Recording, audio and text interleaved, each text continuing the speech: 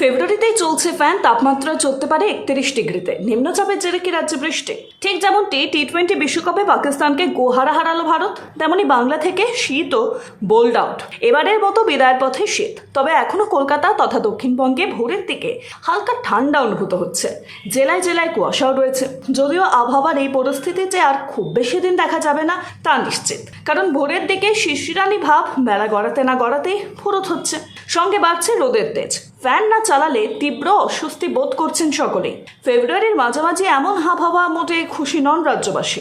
অন্যদিকে আবার আইএমডির দেওয়া তথ্য বলছে, পূর্ব নিরীক্ষীয় ভারত মহাসাগর এবং সংলগ্ন দক্ষিণ পূর্ব বঙ্গোপসাগরের উপর একটি নিম্নচাপ চোখ রাঙাচ্ছে। নিম্নচাপের জেরে বাংলায় বৃষ্টি হবে কিনা তা এখনো জানায়নি আবহাওয়া দফতর, তবে আবহাওয়ার বড়সড় বদলের ইঙ্গিত রয়েছে। তাপমাত্রা আরও বেশ খানিকটা বেড়ে যেতে পারে।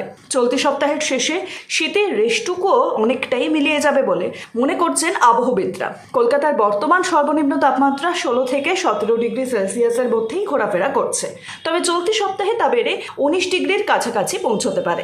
একই সঙ্গে দিনের তাপমাত্রা 30 থেকে 31 ডিগ্রি সেলসিয়াস উঠতে পারে, ফলে দুপুরের পর থেকেই গরমের আমেজ স্পষ্ট হবে মহানগরে।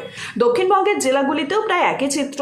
সর্বোচ্চ তাপমাত্রা 29 থেকে 32 ডিগ্রির মধ্যে থাকতে পারে এবং সর্বনিম্ন তাপমাত্রা 13 থেকে 17 ডিগ্রির আশেপাশে ঘোরাফেরা করবে। সকালে হালকা কুয়াশা বা শিশিরের আবেশ থাকলেও তা দীর্ঘস্থায়ী হবে না। সকাল 8টা থেকে 9টার মধ্যেই মিলিয়ে যাবে শীতের ছাপ। 16 ফেব্রুয়ারি পর্যন্ত রাজ্যে সর্বোচ্চ তাপমাত্রা থাকতে পারে 29 ডিগ্রির আশেপাশে। 17 থেকে 21 ফেব্রুয়ারির মধ্যে এই তাপমাত্রা পৌঁছে যেতে পারে 31 ডিগ্রিতে। অর্থাৎ ফেব্রুয়ারিতেই হবে গলদঘর্ম দশা।